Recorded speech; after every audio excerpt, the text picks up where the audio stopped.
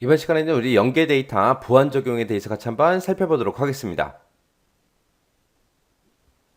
자, 우리가 이제 통합 구현을 했어요. 통합 구현을 하게 되면 이쪽에 이제 송신 시스템이 있을 거고, 이쪽에 이제 수신 시스템이 있을 거고, 이렇게 따로따로 있을 거예요. 그때 이제 예를 들어서 송신 측과 수신 측이 이렇게 있을 때, 서로 연결이 돼 있을 때, 이쪽 송신 측에서 이제 데이터를 뿅 하고 보냈습니다. 보냈는데 중간에 나쁜 놈이 그거를 훔쳐갈 수도 있어요.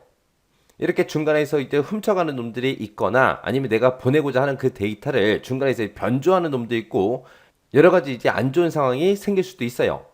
그래서 우리가 이제 보안에 이제 신경을 써야 됩니다. 그래서 송신 시스템에서 수신 시스템으로 전송되는 그런 연계 데이터들 있죠. 그런 연계 데이터들은 보안에 취약할 수 있기 때문에 그 데이터의 중요성을 고려해서 보안을 이제 우리가 적용을 해야 됩니다. 그래서 일반적으로 우리가 보안을 적용시킬 때 두 가지 방법이 있어요. 전송되는 그 구간을 아예 보안을 해서 그 전송되는 구간으로 나쁜 놈들이 못 들어오게 그렇게 만들거나 아니면은 중간에 이제 훔쳐가더라도 그 데이터를 아예 알아볼 수 없는 형태로 그렇게 이제 만들어서 우리가 데이터 보안을 해주면 됩니다.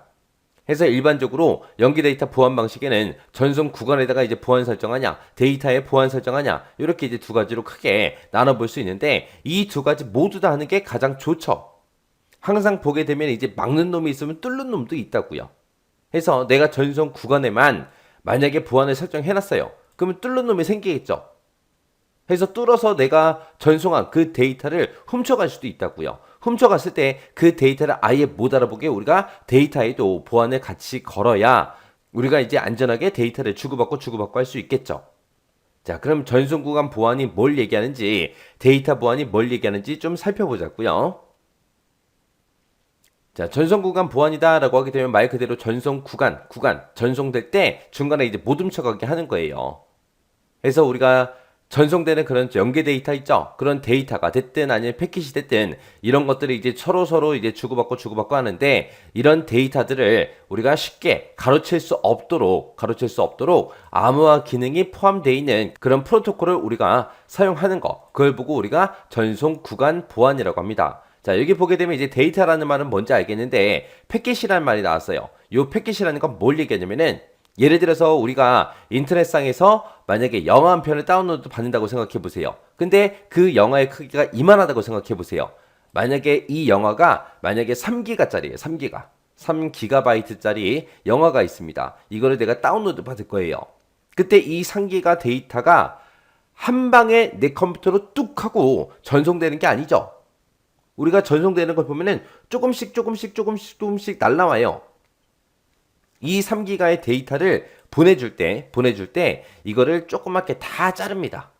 다 잘라가지고 한 개씩 전송해 주는 거예요. 그때 잘라놓은 요 크기 한 개를 보고 우리가 패킷이라고 부르는 거예요. 패킷.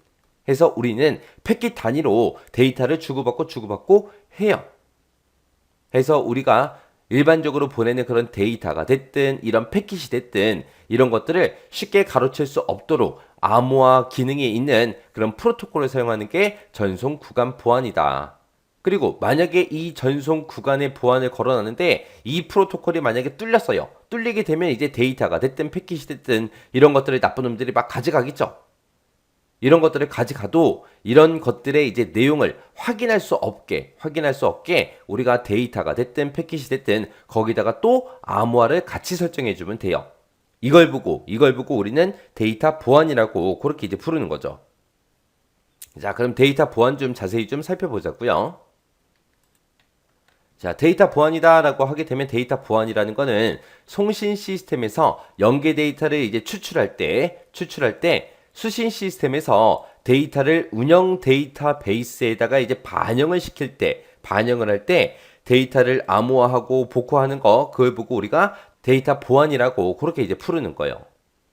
얘는 이제 쉽게 얘기해서 뭘 얘기하냐면은, 자, 예를 들어서 이쪽에 사람이 한 명이 있고, 그 다음에 이쪽에도 사람이 있어요. 근데 이 둘이서 서로 대화를 해요. 대화를 하는데 한국말로 대화를 하게 되면 중간에 옆에 있던 다른 사람들도 그 내용을 듣고 아, 얘네가 이런 얘기를 하는구나. 그걸 이제 알아낼 수 있겠죠. 근데 얘랑 이제 약속을 하는 거예요. 야, 너랑 나랑 이제 대화할 때 남들이 못 알아듣게 아프리카 언어로 하자. 아프리카 부족들이 쓰는 그런 언어로 너랑 나랑 얘기하자. 그렇게 이제 약속을 하고 아프리카 부족어를 이제 배우는 거예요. 배워서 이제 서로 그 언어로 이제 대화를 하게 되면 중간에 어떤 사람이 있든 간에 그 데이터는 알아들을 수 있다 없다? 못 알아듣더라. 못 알아듣더라. 그게 이제 우리 데이터 보안이라고 생각하시면 돼요. 그래서 송신 측과 수신 측이 있을 때 서로 이제 뭔가 데이터를 주고받겠죠. 연계 데이터를 이제 주고받을 때 그 연계 데이터, 원래 데이터를 보고 우리가 평문이라고 불러요.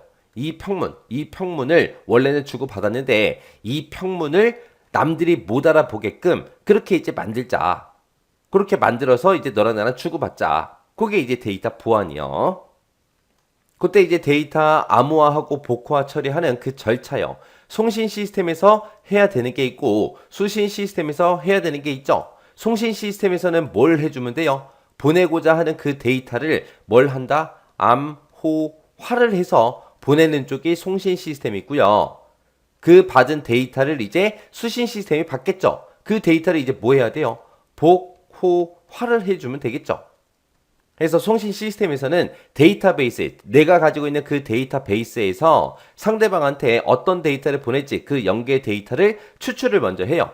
이 데이터 보낼 거야. 그렇게 추출을 먼저 하고 그리고 보안 적용 대상이 되는 그런 컬럼이 있을 거 아니에요. 그런 속성이 있을 거 아니에요. 그런 필드들을 전부 다 이제 뭘 한다? 암호화를 시키더라.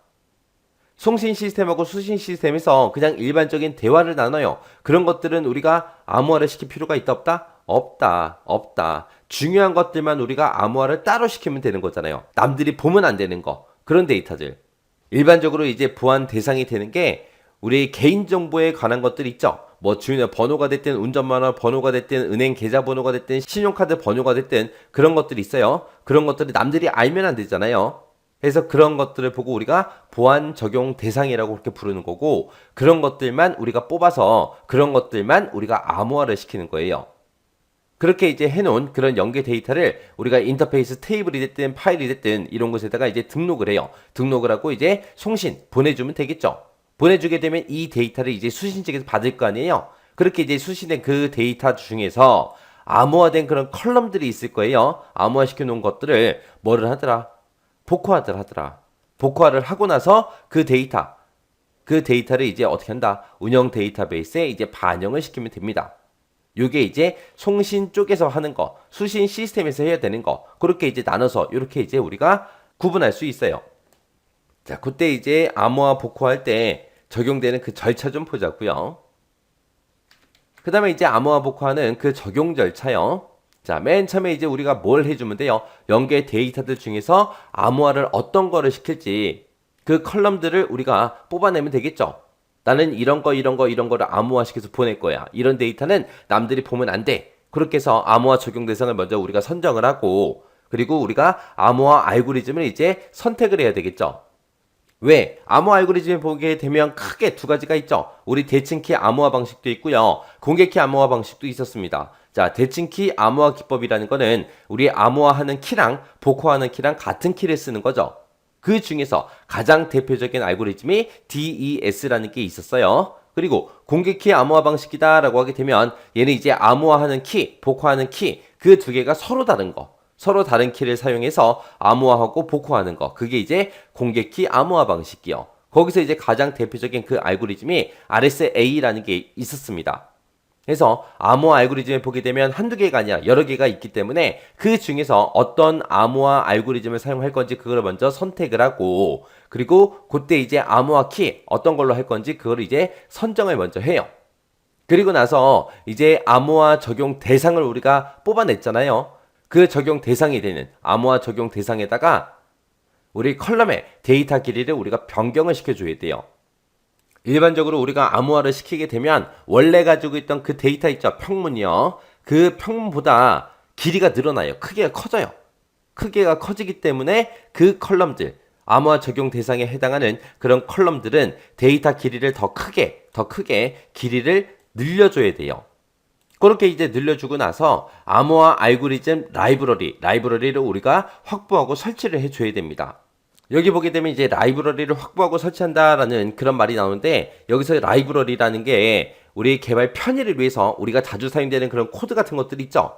그런 것들을 모아놓은 걸 보고 우리가 라이브러리라고 하는데, 그 라이브러리에 보게 되면 우리 암호화 알고리즘도 모아놓은 게 있어요. 우리가 자주 사용하는 거, 그런 암호화 알고리즘이 있어요. 그러면 송신 측하고 수신 측하고 둘 다 이 암호화 알고리즘, 그 라이브러리가 동일한 게 설치가 되어 있어야, 동일한 암호화 알고리즘이 송수신 측에 양쪽 다 설치가 되어 있어야 우리가 원활하게 암호화도 하고 복화를 하겠죠. 그래서 그 라이브러리를 확보하고 설치를 해줘야 돼요. 해주고 나서 연계 응용 프로그램에서 우리가 암호화도 하고 복화도 하고 그렇게 이제 처리를 수행해 주면 됩니다. 자, 이렇게 해서 일반적으로 우리가 연계 데이터에다가 보안 설정하는 방식에는 이렇게 두 가지가 있더라. 요거 잘 기억하시고요. 그리고 각 과정마다 뭘 하는 건지 여러분들이 알고 계셔야 돼요. 자, 요 내용 잘 정리하고 지나가시기 바랍니다.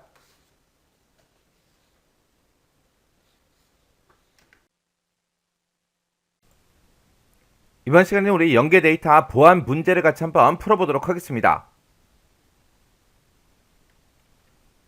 송신 시스템에서 이제 수신 시스템으로 전송이 되는 그런 연계 데이터는 보안에 이제 취약할 수 있기 때문에 데이터의 이제 중요성을 고려해서 보안을 이제 적용을 시켜야 됩니다. 일반적인 연계 데이터의 보안 방식 두 가지를 써라. 그렇게 나왔습니다. 일반적인 연계 데이터 보안 방식을 보게 되면 크게 이제 두 가지가 있었죠. 첫 번째 게 이제 전송 구간을 이제 보안하는 거, 그리고 데이터 자체를 이제 보안하는 거에서 이렇게 이제 두 가지가 있었습니다. 이 전송 구간 보안이라는 거는 전송되는 그런 데이터가 됐든 패킷이 됐든 그런 것들을 중간에서 이제 쉽게 가로챌 수 없도록 하기 위해서 암호화 기능이 포함된 그런 프로토콜을 사용하는 걸 보고 우리가 이제 전송 구간 보안 그렇게 이제 부르는 거고요. 그리고 데이터 보안이라는 거는 말 그대로 이제 데이터에 대해 보안 걸어버리는 거예요. 해서 상대방과 이제 내가 주고받고는 그런 데이터에 대해서 암호화, 복호화하는 걸 보고 우리가 이제 데이터 보안이라고 그렇게 이제 합니다. 그래서 일반적인 연계 데이터 보안 방식에는 전송 구간 보안 그리고 데이터 보안 이렇게 이제 두 가지가 있습니다.